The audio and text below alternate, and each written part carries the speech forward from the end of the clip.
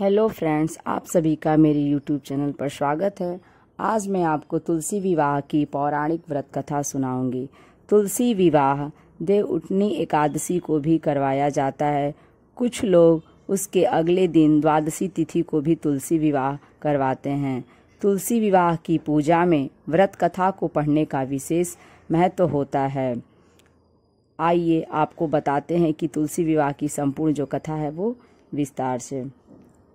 दैत्यराज कालनेमी की कन्या वृंदा का विवाह जालंधर से हुआ। जालंधर महाराक्षस था। अपनी सत्ता के मद में चूर उसने माता लक्ष्मी को पाने की कामना से युद्ध किया, परंतु समुद्र से ही उत्पन्न होने के कारण माता लक्ष्मी ने उसे अपने भाई के रूप में स्वीकार किया। वहां से पराजित होकर वह देवी पार्वती को पाने की लालसा से कैलाश पर्वत पर गया।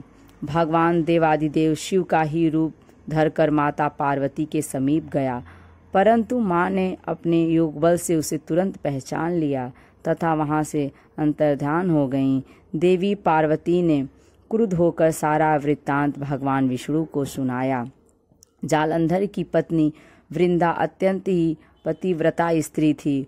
उसी के प्रतिव्रता धर्म की शक्ति से जालंधर न तो मारा जाता था और न ही पराजित होता था। इसलिए जालंधर का नाश करने के लिए वृंदा के पतिव्रता धर्म को भंग करना बहुत ही आवश्यक था।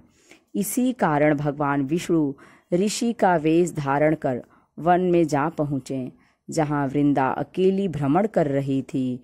भगवान के साथ दो मायावी राक्षस भी थे, जिन्हें देखकर वृंदा भयभीत हो गई। ऋषि ने वृंदा के सामने पल में दोनों को भस्म कर दिया। उनकी शक्ति देखकर वृंदा ने कैलाश पर्वत पर महादेव के साथ युद्ध कर रहे अपने पति जालंधर के बारे में पूछा। ऋषि ने अपने माया जाल से दो वानर प्रकट किए।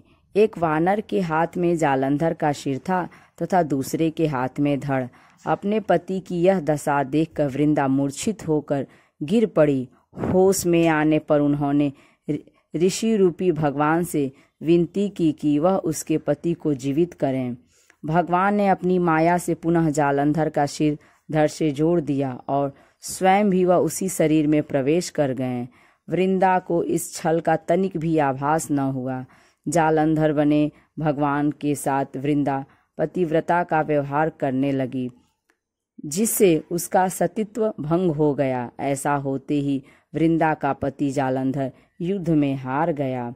इस सारी लीला का जब वृंदा को पता चला तो उसने क्रुद्ध होकर भगवान विष्णु को हृदयहीन शिला होने का शाप दे दिया।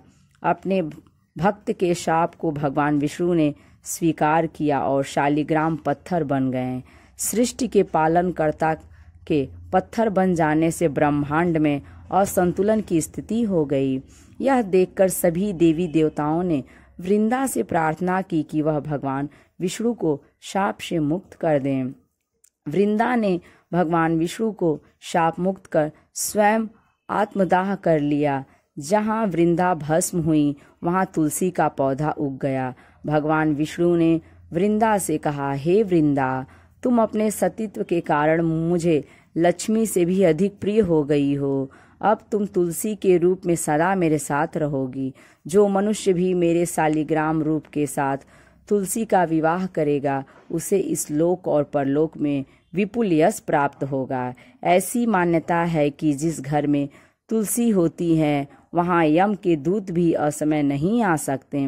मृत्यु के समय जिसके प्राण मंजरी रहित तुलसी और गंगा जल मुख में रखकर निकल जाते हैं, वह पापों से मुक्त होकर बैकुंठ धाम को प्राप्त होता है।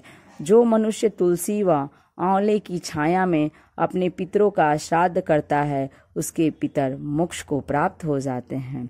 यदि ये वीडियो आपको अच्छी लगे तो लाइक करें और यदि मेरे चैनल पर नए हैं तो इसे सब्सक्राइब करें।